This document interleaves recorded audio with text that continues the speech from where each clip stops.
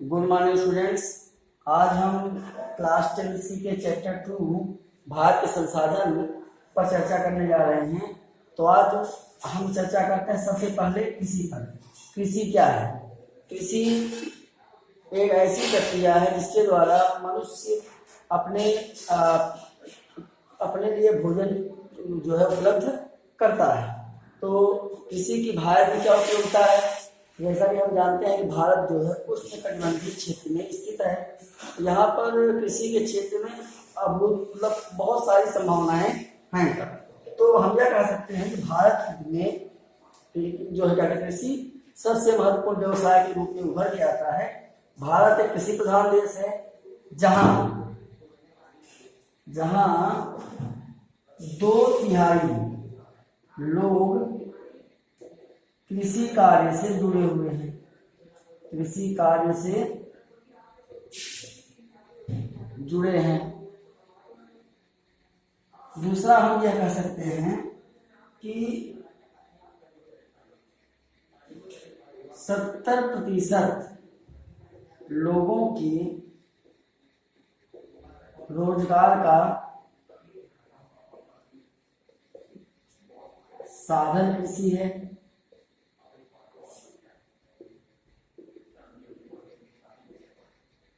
देश में अन्य उद्योग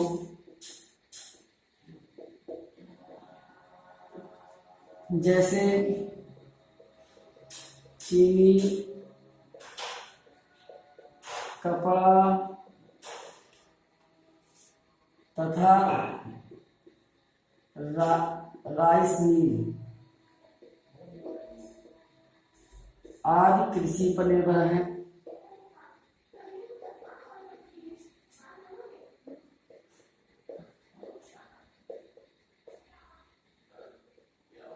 तो हम यह कह सकते हैं भारत एक कृषि प्रधान देश है जहां पर 2/3 लोग खेती के कार्यों से जुड़े हुए हैं। 70% लोगों को रोजगार का साधन कृषि ही उपलब्ध कराता है। देश में अन्य छोटे बड़े उद्योग जैसे उदाहरण के लिए कुछ उद्योग मैंने लिख दिए हैं। चीनी उद्योग, कपड़ा उद्योग तथा आपने राइस मिल का नाम सुना हो, ये सब खेती पर ही निर्भर है। उसके अलावा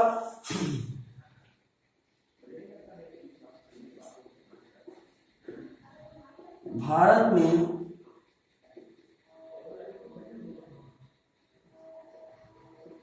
लोग मुख्य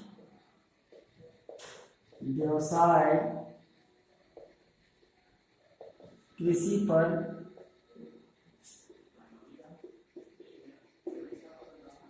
आश्रित हैं। तो आपने देखा कि भारत एक कृषि प्रधान देश है। यहाँ पर 2/3 से ज्यादा लोग खेती के कार्य में जुटे हुए हैं। 70% लोगों को रोजगार मिलता है। देश के अन्य छोटे बड़े उद्योग भी खेती पर ही आश्रित हैं। और भारत में लोगों का जो मुख्य व्यवसाय है वह कृषि ही है, क्योंकि हमारा देश उष्णकटिबंधीय क्षेत्र में स्थित है जहां पर उत्पादकता ज्यादा मात्रा में पाई जाती है और उत्पादकता ज्यादा होने की वजह से यहाँ पर खेती प्रमुख जो है क्या कहते हैं व्यवसाय के रूप में माना जाता है। जिसके लिए खेती के विषय में एक महत्वपूर्ण बिंदु है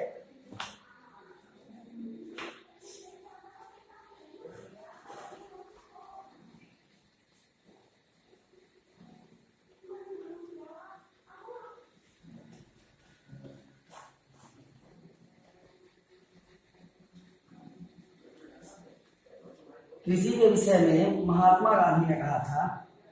महात्मा गांधी ने कहा था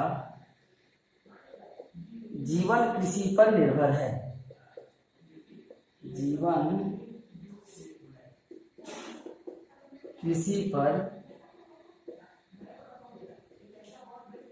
निर्भर है।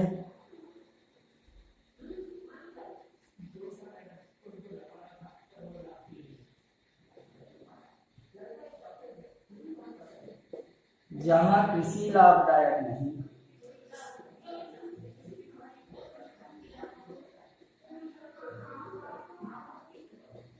वहाँ जीवन भी लाभदायक नहीं है। मनुष्य चाहे जितना विकास कर ले और बिना भोजन के उसका जीवन जीना संभव नहीं है। तो इसके विषय में महात्मा गांधी ने कृषि के महत्व को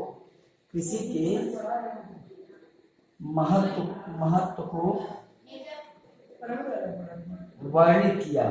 मतलब उन्होंने बताया कि जैसे लोग कहते हैं कि जीवन में कृषि कोई महत्व नहीं, कृषि से ज्यादा लाभ नहीं है, हमें कृषि में हानि होती है, तो क्यों ना हम व्यापार करें, कृषि कर खेती करके क्या करेंगे। लेकिन ऐसा नहीं है। महात्मा गांधी ने कहा था कि जीवन कृषि पर निर्भर है। जहाँ कृषि लाभदायक नहीं है वहाँ जीवन भी लाभदायक नहीं हो सकता। तो इस प्रकार हम यह कह सकते हैं कि भारत एक कृषि प्रधान देश है और यहाँ अभी जो पहले आंकड़ा था लगभग भारत की आजादी के बाद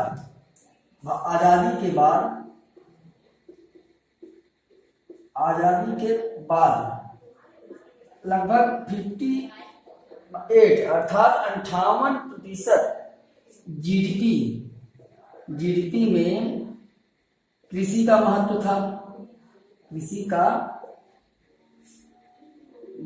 था। हाँ, जरूर है कि वह घट करके लगभग आज के समय में लगभग 30 से 35% तक आ गया है। लेकिन उसमें भी कृषि का हम उपयोगिता कम नहीं आंक सकते। तो हम यह कह सकते हैं कि भारत में कृषि का विशेष महत्व है।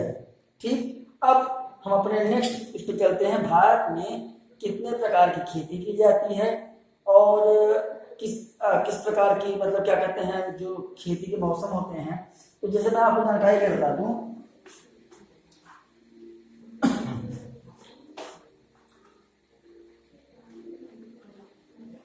भारत में जो फसल सत्र है, भारत में जो फसल सत्र माना जाता है वो 1 जुलाई से लेकर 30 जून, इसको हम लोग बोलते हैं फसली सत्र, अर्थात वार्षिक फसल या फसल वर्ष, इसको बोलते हैं 1 जुलाई से 30 जून तक। इसको हम कृषि के क्षेत्र में फसली वर्ष बोलते हैं। जैसे कि आपने सुना होगा वित्तीय वर्ष। तो वित्तीय वर्ष जो होता है 1 अप्रैल से 31 मार्च तक चलता है। उसी तरह भारत जो फसल सत्र होता है वह 1 जुलाई से 30 जुलाई के बीच चलता है। अब भारत में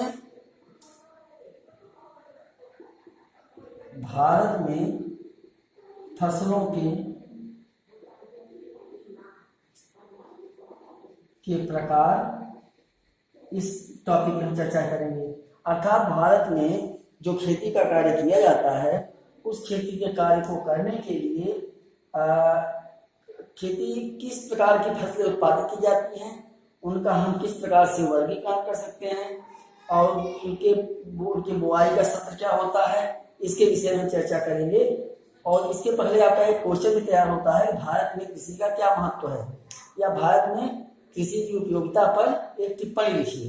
तो आसानी से आप 4 बिंदुओं के आधार पर कृषि के महत्व को वर्गीकृत कर सकते हैं। अब बात करते हैं हम भारत में फसलों का वर्गीकरण। तो भारत में फसलों का वर्गीकरण हम 2 तरीके से कर सकते हैं। पहला तो हम कर सकते हैं मौसम के आधार पर, मौसम के अनुसार, और दूसरा हम कर सकते हैं अध्ययन के अनुसार,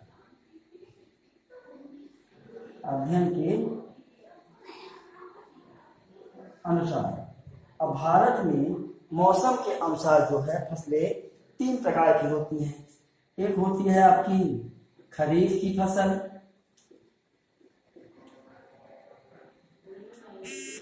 दूसरी होती है आपकी रबी की फसल,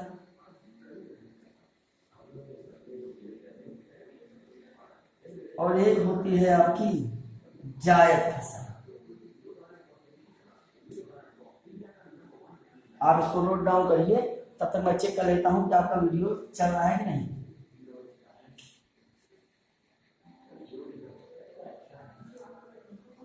अब हम बात करते हैं खरीफ की फसल की, कि खरीफ की फसल की बुआई कब से होती है।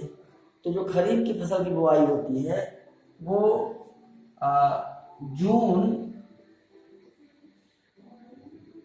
जून से जून, जुलाई, अगस्त, सितंबर, अक्टूबर। तो हम यह मान सकते हैं जून से अक्टूबर तक,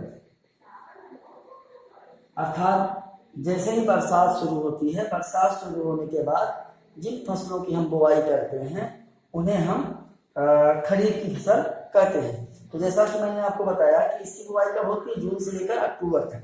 अब इसमें कौन कौन सी फसलें शामिल होती है, चलिए इसके कुछ उदाहरण देख लेते हैं, तब से इसको हम हटा देते हैं। तो खरीफ की फसलों में जैसे इसकी बुआई, तो ये लिखेंगे इसकी बुआई कब होती है, जून में, जून से तथा चलिए इसको मिटा देता हूं, खरीफ की फसल की बुआई जून से प्रारंभ होती है तथा अक्टूबर माह में काटा जाता है। उदाहरण लिख लीजिए इसके, उदाहरण आपका हो गया धान, मक्का, अरहर, उड़द, ये कुछ इसके एग्जाम्पल हो गए। अब हम बात करते हैं रबी के फसल की, तो इसको नोट डाउन कर लीजिए आप लोग।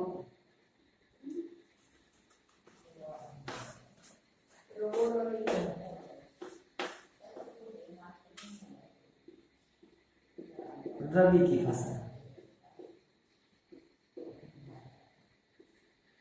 रबी की फसल की बुआई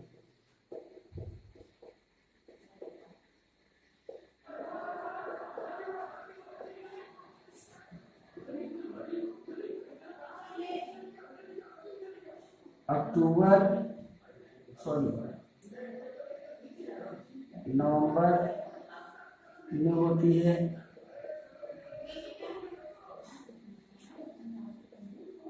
कटाई मार्च और अप्रैल में होती है। उदाहरण, अब इनके उदाहरण तो मैंने आपको बताया कि जो रबी की फसल की बुआई होती है वो नवंबर में होती है और कटाई मार्च या अप्रैल में होती है। उसी तरह आप इसको भी मतलब जो एडजस्ट कर सकते हैं, नवंबर दिसंबर में बुआई होती है तथा मार्च अप्रैल में कटाई होती है। उदाहरण के रूप में देखा जाए तो चना, मटर, गेहूं, सरसों, राई आदि इसकी जो है प्रमुख उदाहरण हैं। अब मौसम के अनुसार जो तीसरी हमारी फसल है उसे हम जायद की फसल कहते हैं। चलिए जायद की फसल की उदाहरण देख लेते हैं।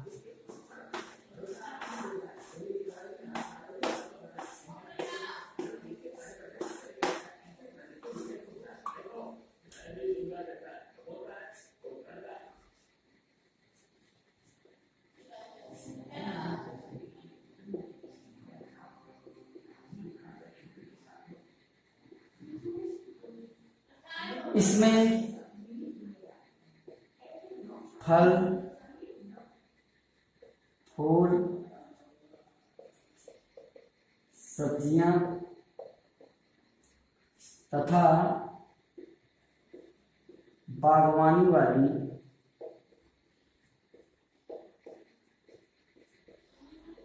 फसलों को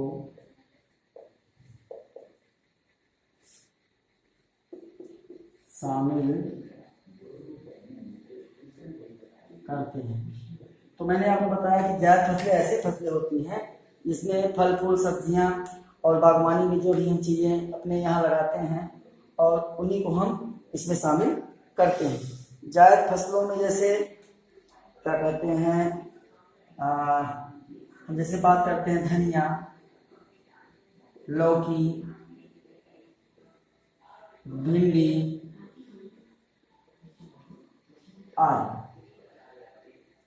तो इस प्रकार हम अपनी आवश्यकता अनुसार इन फसलों को कुछ तो अपने घरेलू इस्तेमाल के लिए जो है उगाते हैं, बहुत बृहद पैमाने पर उगाने के बाद इसे जो है जो उगाते हो उसी रूप में हम इसे जो है बेच देते हैं। और ये आपको इसकी जो है कटाई का कोई निश्चित समय नहीं होता, ये लगातार होती रहती है। इन फसलों को हम कभी भी किसी भी महीने में बो करके उत्पादन कर सकते हैं। अब बात करते हैं हम अध्ययन के अनुसार।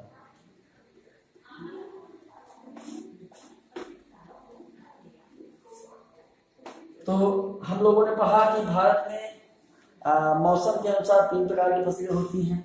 एक तो आपकी खरीफ की फसल, और दूसरी हो गई आपकी रबी की फसल, और तीसरी हमने बात की जायद फसल।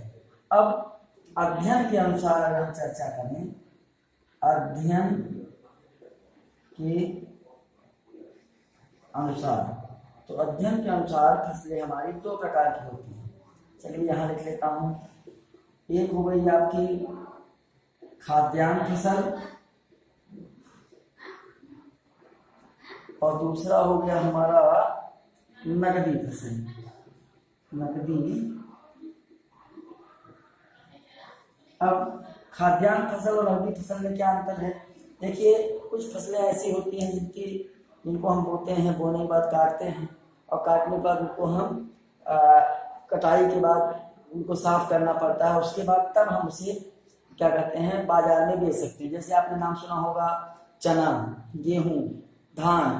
तो इन फसलों की कटाई के बाद इनकी मड़ाई का कार्य किया जाता है, और इनसे धान को भूसे से अलग किया जाता है, फिर गेहूं को भूसे से अलग किया जाता है, और उन्हें तब बाजार में बेचा जाता है। तो ऐसी फसलें जो हमारे जो क्या कहते हैं, एक प्रकार से लंबे समय तक भोजन का स्रोत के रूप में होती हैं, उन्हें हम खाद्यान्न फसलें कहते हैं।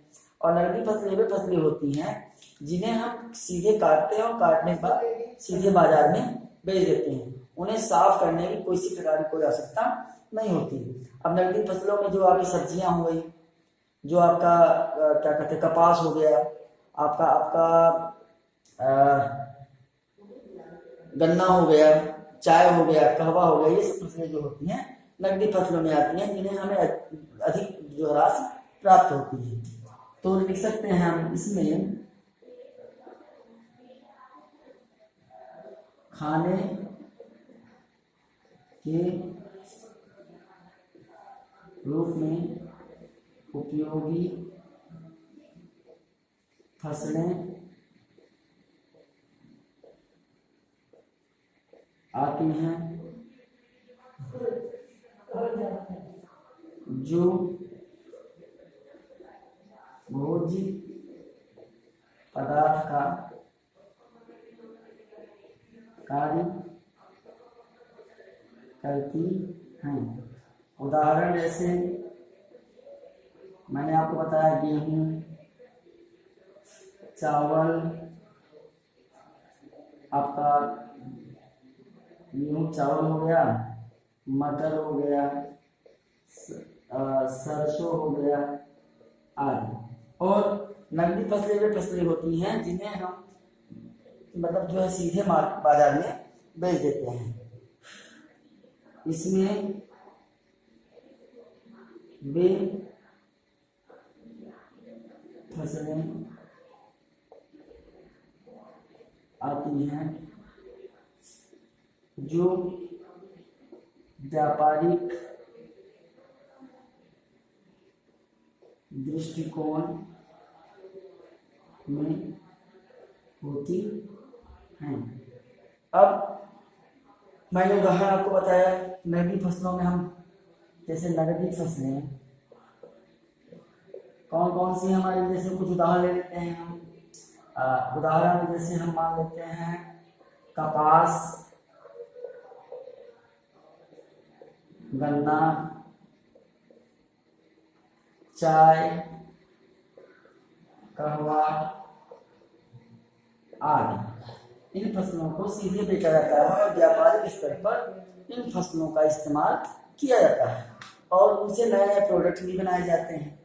तो आप इसको नोट डाउन कर लीजिए, तब तक मैं चेक कर लेता हूँ आपका वीडियो ऑन है कि नहीं। तो डियर स्टूडेंट्स, हमने आज जो है भारत में कृषि का क्या महत्व है, भारत में फसलों का वर्गीकरण हम किस प्रकार से कर सकते हैं, महात्मा गांधी ने क्या कहते हैं कृषि प्रधान देश के लिए क्या वक्तव्य दिया, तो आपको याद ही हो गया होगा कि भारत जीवन में कृषि का जो है विशेष महत्व है। जहाँ पर कृषि का महत्व नहीं है वहाँ पर जीवन का भी महत्व नहीं है, ऐसा महात्मा गांधी ने कहा। अब हम अपने नेक्स्ट टॉपिक पर चलते हैं।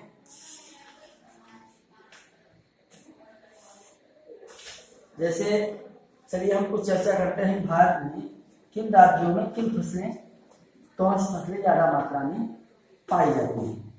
चलिए कुछ उदाहरण देखते हैं जल्दी जल्दी, फिर उसके बाद अगले टॉपिक पे कल बात की जाएगी। जैसे हम खाद्यान्न की बात करें,